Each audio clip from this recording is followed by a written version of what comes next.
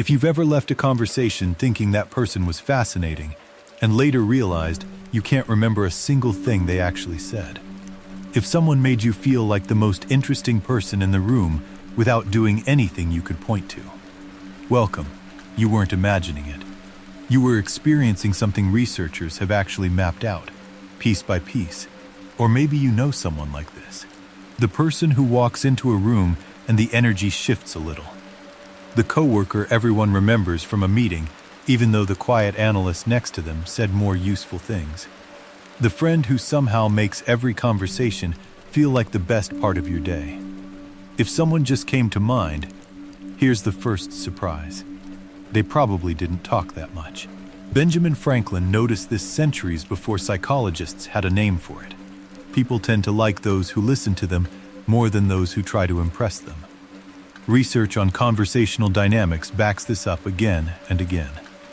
Charismatic people usually spend more time drawing others out than filling the air themselves. You walk away thinking they were captivating. What actually happened is they made you feel captivating. And it starts faster than you'd think. Psychologists call it thin slicing. Within a few seconds of meeting someone, your brain is already forming judgments about their warmth, their confidence, their trustworthiness, mostly without your permission. In some studies, people watching a few seconds of silent video could predict leadership ratings and social impressions with real accuracy. Charisma often lands before a single word gets spoken. Here's the uncomfortable part. A lot of what reads as charisma is actually your brain mistaking one thing for another. Confident speakers get rated as more knowledgeable, even in studies where they're flat out wrong. Confidence doesn't make someone more capable. It just changes how capable they seem. That's not a character flaw in the charismatic person. It's a shortcut built into how you evaluate people, and it's one of the main reasons certainty spreads faster than facts. So why do some people have this and most people don't?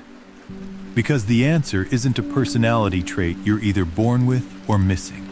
Researchers studying leadership communication, including work by John Antonakis, found that a lot of what reads as charisma comes down to specific, learnable behaviors. Metaphors, contrast, stories instead of statistics. Moral conviction instead of hedging. Vivid, concrete language instead of vague language. Compare we need organizational transformation to we're rebuilding this, brick by brick. One creates a picture in your head, the other doesn't. People assume charisma is genetic.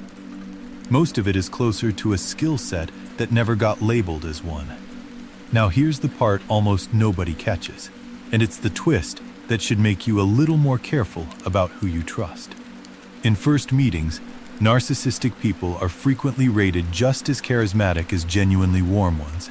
They show up confident, bold, expressive, socially dominant, all the same surface signals.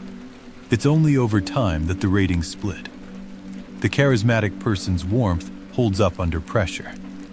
The narcissist's warmth turns out to have been a performance for an audience, and the mask slips the moment nobody's watching. First impressions can't tell the two apart. Only time can. That coworker everyone remembers from the meeting wasn't necessarily saying the smartest things. Susan Fisk's research on social perception found that people judge others mainly on two dimensions: warmth and competence. High competence without warmth reads as intimidating. High warmth without competence reads as pleasant but forgettable. The people who land as charismatic are almost always hitting both at once, and that combination is rarer than either trait alone. People also confuse charisma with things that aren't charisma at all.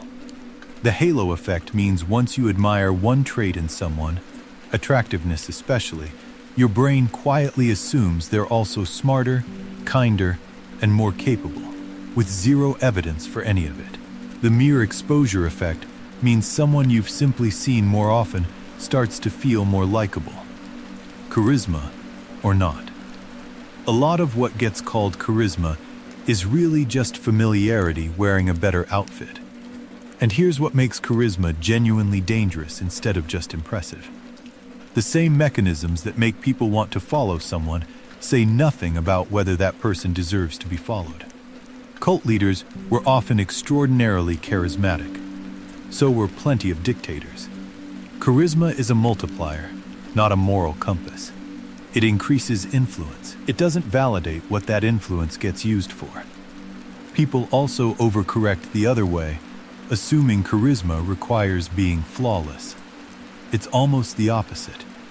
Psychologist Elliot Aronson demonstrated something called the pratfall effect.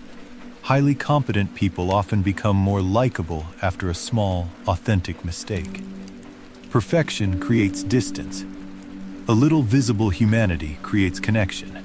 The most polished person in the room isn't always the most magnetic one, which means the real question isn't do I have charisma or not.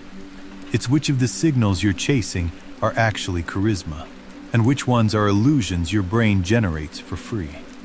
Confidence without competence is a trick of perception. Familiarity isn't warmth.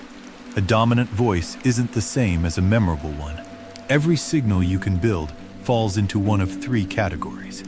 Signals worth building deliberately, listening more than you speak, using concrete language instead of abstractions, letting your expression genuinely match what you're saying instead of performing constant positivity. Signals that are just illusions. Confidence alone. Familiarity alone. Borrowed credibility from someone else's attention. Don't mistake these for the real thing. And signals that need to be handled with actual caution. Influence itself. Because it works on people regardless of whether you've earned their trust responsibly.